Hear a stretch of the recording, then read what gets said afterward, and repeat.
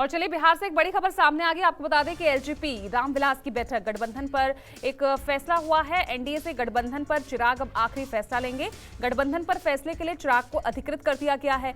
आपको बता दें कि पार्टी में पटना में ही पार्टी पदाधिकारियों के साथ चिराग की मीटिंग हुई थी और एलजेपी रामविलास की इस बैठक में अब चिराग को अधिकृत कर दिया गया है कि एनडीए के साथ गठबंधन को लेकर अब चिराग पासवान फैसला ले सकते हैं, यानी आखिरी फैसला चिराग पासवान ही लेंगे एनडीए से गठबंधन को लेकर। तो 2024 के चुनाव पर ही सभी की नजर है। एनडीए लगातार अपना कुनबा बढ़ाने की कोशिश में है। जो क्षेत्रीय पार्टियां हैं उनसे बातचीत कर रही हैं। पिछले चुनाव में एलजेपी उनके साथ थी नहीं, एनडीए से अलग हो गए थे, लेकिन कहीं ना कहीं ऐसे मौके सामने आए जब लगातार चिराग पासवान बीजेपी के सपोर्ट में रहे।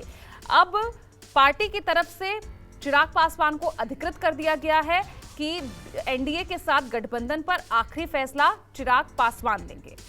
तो अब यहां पर क्या कुछ फैसला चिराग पासवान लेते हैं वो देखना होगा। हालांकि बैठकों और मुलाकातों का दौर लगातार बिहार के तमाम क्षेत्रीय दल कर रहे हैं, चिराग पासवान भी कर रहे हैं।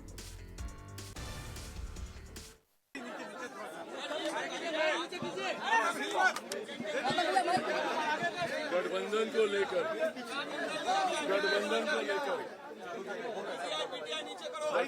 लेकर लंबे समय से चर्चाएं चल रही थी और आप सब ने भी रह रहकर कई बार ये प्रश्न पूछा कि आप किससे गठबंधन करने जा रहे हैं।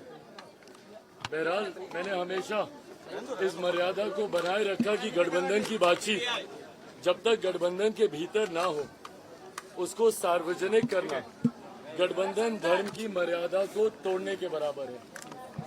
ऐसे में आप सब जानते हैं कि समय समय पर रह रहकर मुद्दों के आधार पर लोक जनशक्ति पार्टी रामविलास ने भारतीय जनता पार्टी का समर्थन किया है।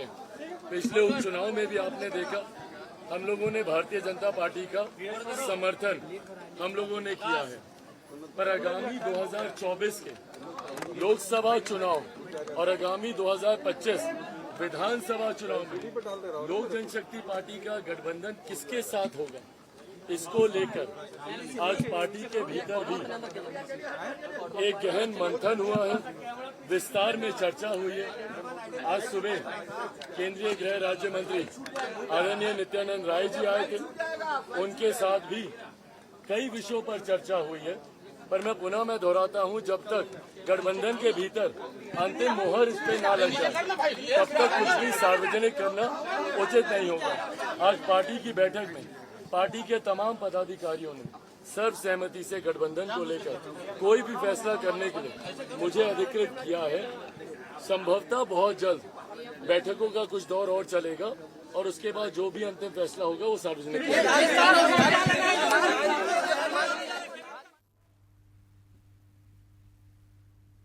तो देखिए वहीं अब चिराग ने जिस तरह से जिक्र किया है कि आज उनकी मुलाकात केंद्रीय मंत्री नित्यानंद राय से भी हुई है। अब लंबे समय से बीजेपी के साथ जुड़े हैं चिराग, नित्यानंद राय ने कहा, साथ ही कहा कि आगे भी एनडीए का हिस्सा ही रहेंगे चिराग। तो हालांकि अभी चिराग पासवान गठबंधन करेंगे या नहीं उसको लेकर तो उन्होंने अंतिम फैसला लिया नहीं। वो कह रहे हैं अभी और भी आगे बैठकें होंगी, लेकिन नित्यानंद राय ये कह रहे हैं कि आगे भी एनडीए का हिस्सा रहेंगे चिराग। लंबे समय से हमारे साथ जुड़े हैं, क्योंकि आज ही केंद्रीय गृह राज्य मंत्री नित्यानंद राय से भी मुलाकात हुई है चिराग पासवान की। भाई यह घर हमारा पुराना घर है। इस घर से मेरा संबंध भी बहुत पुराना और अटूट है, जो पहले भी रहा है, आगे भी रहेगा, सदा रहने वाला है। हम दोनों भाई मिले हैं और जब मिलते हैं तो कुछ न कुछ तो बात होती है, और जब हम लोग मिलते हैं तो अच्छी बात होती है। चलिए मेरे सहयोगी पटना से सीधा सौरभ जुड़ रहे हैं। सौरभ, नित्यानंद राय तो पूरा संकेत दे रहे हैं कि चिराग एनडीए के साथ ही जाने वाले हैं और जिस तरह से पिछले कई दिनों से अटकलों का बाजार गर्म है कि सिर्फ अब एक औपचारिक ऐलान बाकी है, तो अभी इतनी देरी क्यों की जा रही है सौरभ?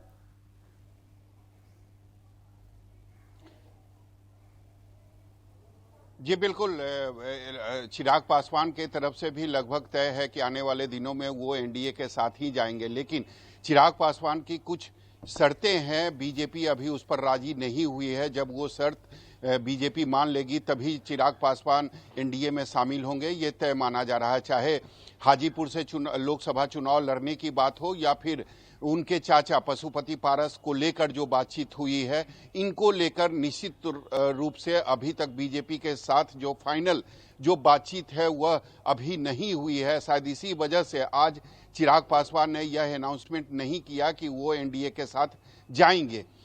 अभी मैं आपको बताना चाहूंगा कि चिराग पासवान की कई ऐसे शर्त हैं जिस पर चिराग पासवान चाहते हैं कि पहले ही बीजेपी के साथ बातचीत हो जाए, फाइनल बातचीत हो जाए, तभी वो एनडीए में शामिल होंगे। क्योंकि आपने पहले देखा होगा लोकसभा चुनाव, विधानसभा चुनाव 2020 जब बिहार में हुआ था और उसके बाद चिराग पासवान की पार्टी टूटी थी और तोड़ने में निश्चित रूप से बीजेपी के साथ साथ जदयू के भी लोग शामिल थे। तो अब चिराग पासवान कोई भी धोखा नहीं बर्दाश्त करना चाहते हैं। अब वो बीजेपी पर जैसे पहले वो विश्वास करते थे, भरोसा करते थे, अब उनकी वो जो भरोसा है या जो विश्वास है वह पहले जैसी नहीं रही, क्योंकि एक बार उनकी पार्टी टूट चुकी है।